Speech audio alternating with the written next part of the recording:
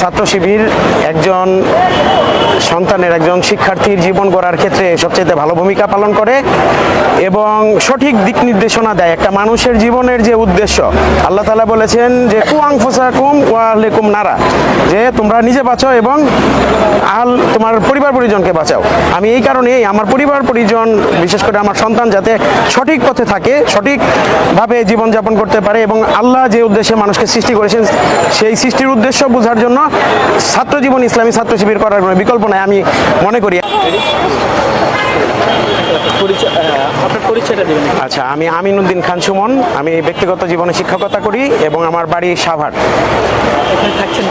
আমি এখানে গ্রিন রোডে আমার ছেলে ম্যাপল লিফ ইন্টারন্যাশনাল স্কুলে অষ্টম শ্রেণীতে পড়ে। আমরা দেখতে পাচ্ছি আপনি ছাত্র শিবিরের সমর্থক পূরণ করিয়েছেন, আপনি একজন বাবা হয়ে। আমরা দেখেছি বাংলাদেশের গতানুগতিক রাজনীতির ক্ষেত্রে বাবারা সবসময় সন্তানকে রাজনীতি থেকে দূরে রাখতে চায়। আপনি কেন আপনার ছেলেকে এত অল্প বয়সে এখানে শিবিরের সমর্থক পূরণ করাচ্ছেন? আমি মনে করি যে ইসলামী ছাত্র শিবির একজন সন্তানের একজন শিক্ষার্থীর জীবন গড়ার ক্ষেত্রে সবচেয়ে ভালো ভূমিকা পালন করে এবং সঠিক দিক নির্দেশনা দেয়। একটা মানুষের জীবনের যে উদ্দেশ্য, আল্লাহ তাআলা বলেছেন যে কু আনফুসাকুম ওয়া আহলিকুম নারা, যে তোমরা নিজে বাঁচাও এবং তোমার পরিবার পরিজনকে বাঁচাও।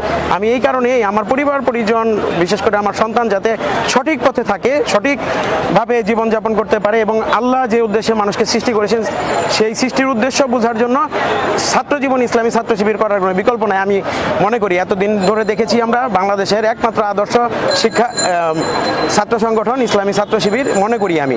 এই কারণে আমার সন্তানকে আমি ছাত্র শিবিরের ফর্ম পূরণ করিয়ে নিজেকে গৌরব বোধ করছি। আজকে ছাত্র শিবিরের মানে খোলামেলা প্রোগ্রাম, দীর্ঘদিন যাবৎ খোলামেলা কোনো প্রোগ্রাম করতে পারেনি, এই সিচুয়েশনে দাঁড়িয়ে আপনি এই বিষয়টাকে কীভাবে দেখছেন? আলহামদুলিল্লাহ, এই বিগত 16 বছরে তো আমাদেরকে কোথাও আসলে খোলামেলা কোনো ভালো কাজ করতে দেয় নাই।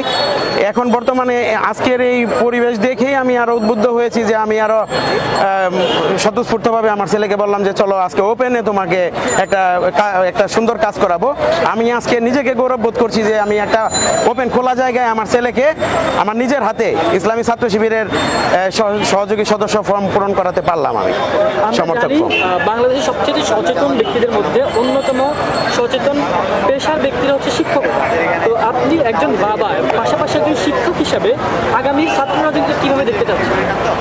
আমি মনে করি যে বাংলাদেশে ছাত্র রাজনীতি থাকবে, ছাত্রদের অধিকার নিয়ে কথা বলার জন্য প্ল্যাটফর্ম অবশ্যই থাকা প্রয়োজন, তবে সেটা থাকতে হবে সম্পূর্ণ আদর্শের ভিত্তিতে। সেটা বিভিন্ন আদর্শের ভিত্তিতে থাকতে হবে। লেজুর ভিত্তি, যেমন বাংলাদেশে যে লেজুর ভিত্তি ছাত্র রাজনীতি আমরা গত সময়ে দেখেছি যে সরকারের লেজুর ভিত্তি করতে যে তারা লেখাপড়া তো ভুলেই গেছে, টেন্ডারবাজি চাঁদাবাজিতে লিপ্ত হয়েছে। আমরা এই ধরনের কোনো ছাত্র রাজনীতি চাই না। ইসলামী ছাত্র শিবিরের মতো একটি আদর্শ ছাত্র সংগঠন দেখতে চাই বাংলাদেশে। আপনাদেরকেও ধন্যবাদ।